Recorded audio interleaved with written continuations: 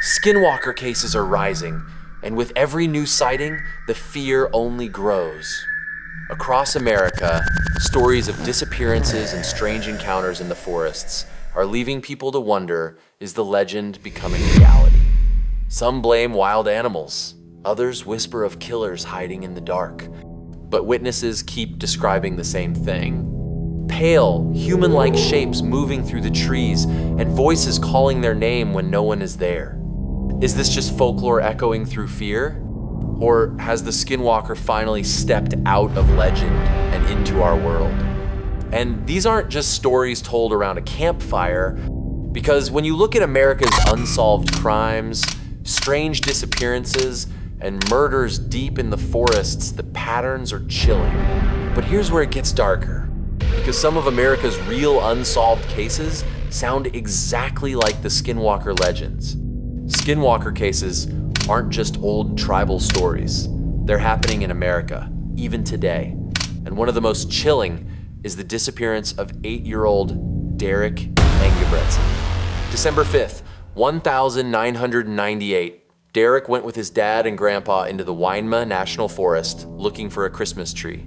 He was only a few steps away, and then he was gone, just like that. Like the forest swallowed him whole. Search teams followed his tracks in the snow, but they twisted, circled back on themselves, and led straight to a strange little shelter, something built fast, something out of place. Derrick wasn't inside, only silence. Then the report started, a boy's voice crying out, "Help me," from deep in the woods. Rescuers ran toward it, nothing there, just shadows slipping back between the trees. Locals whispered, it wasn't just a disappearance, it was a lure. Skinwalkers are said to copy voices to drag people deeper until they never return. And then it got darker. Hunters found animals ripped apart, bodies torn in ways no predator could explain. Pieces left along the tree line like a warning. At night, the mountains shook with screams. Not human, not animal, something in between. Neighbors later said Derrick's father had been uneasy that week. Hunters claimed the woods felt wrong, like something else lived there. Police called it abduction, but no kidnapper was ever found. So, what really happened? Did a predator take him? Or did a skinwalker claim him? Derrick's body was never recovered. And even now, deep in Oregon's forests, people believe the skinwalker still waits.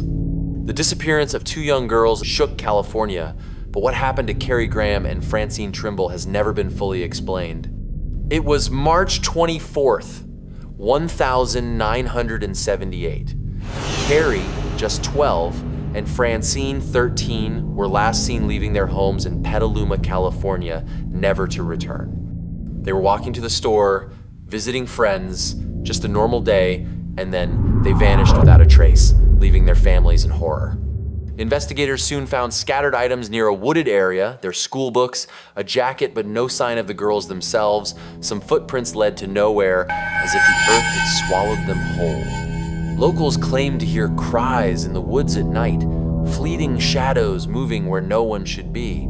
Something about the forest felt wrong, though no one could explain why. Weeks later, the nightmare became real. Their bodies were found near a remote creek, partially concealed, showing signs of a violent struggle. The horror of the scene stunned investigators and the community alike. Neighbors reported strange cars in the area that night. Some even said a man had been lurking near the creek days before the girls vanished. Yet despite every lead, nothing concrete ever emerged. Authorities believe the girls were abducted by a stranger, but no arrests were ever made. Questions remain: who could commit such a crime, and why? So, who was responsible for the murders of Kerry Graham and Francine Trimble? Was it a stranger passing through, or someone closer than anyone imagined? Even decades later, their story haunts the town, a chilling reminder that some mysteries never truly die. The disappearance of Maureen Kelly is a mystery that still chills Philadelphia to this day. It was January 26th, 1982. 17-year-old Anu left her home, walking the familiar streets to school, but she never arrived.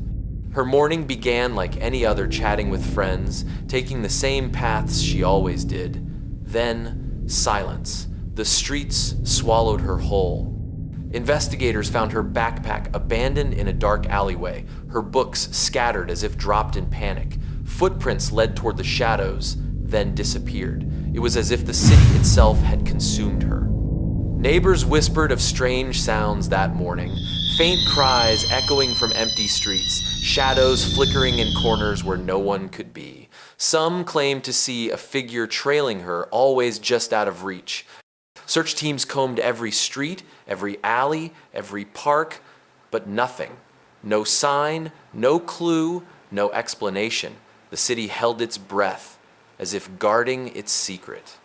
Authorities suggested she may have run away or fallen victim to a random crime, but every lead vanished, leaving only fear and questions. So, what happened to Maureen Anu Kelly? Was she taken by someone lurking unseen, or did something more sinister, more unexplainable claim her that day? Even decades later, the memory of Anu's disappearance haunts the city, a stark reminder that sometimes people vanish, leaving only shadows behind. And the unanswered question, where did she go? The Lava Lake murder remains one of Oregon's darkest unsolved crimes. It was August 15th, 1985. A hiker stumbled upon a gruesome scene near Lava Lake, a remote and serene spot in the Cascade Mountains. What should have been a peaceful wilderness outing turned into a nightmare.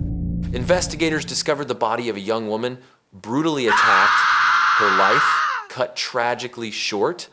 There were no witnesses, no immediate suspects, just the eerie stillness of the lake reflecting the horror that had occurred. The surrounding forest seemed almost too quiet, too still, as if it held its breath, hiding secrets in the shadows. Tracks were found leading to the body, but they ended abruptly, as if whoever did this had vanished into thin air. Locals reported strange lights over the lake that night, and some hikers claimed to hear whispers carried by the wind, though no one was there. The isolation of Lava Lake made every sound, every shadow, feel like a warning. Authorities launched a full investigation, yet leads quickly dried up. The official story suggested a stranger passing through, but nothing concrete ever emerged. The murderer remained free, and the lake kept its secrets.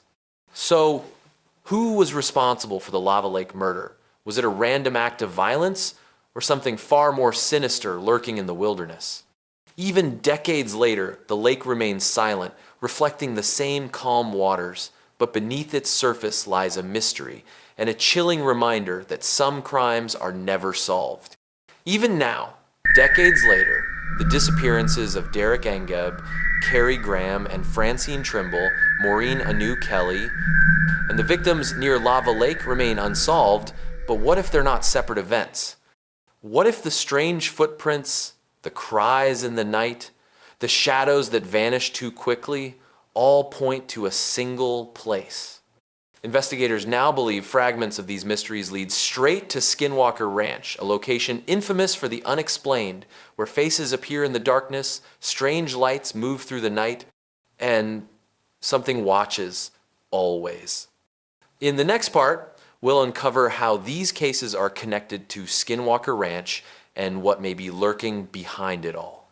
If you want to uncover the truth, make sure to hit subscribe, like, and comment if you want the next part of this terrifying story.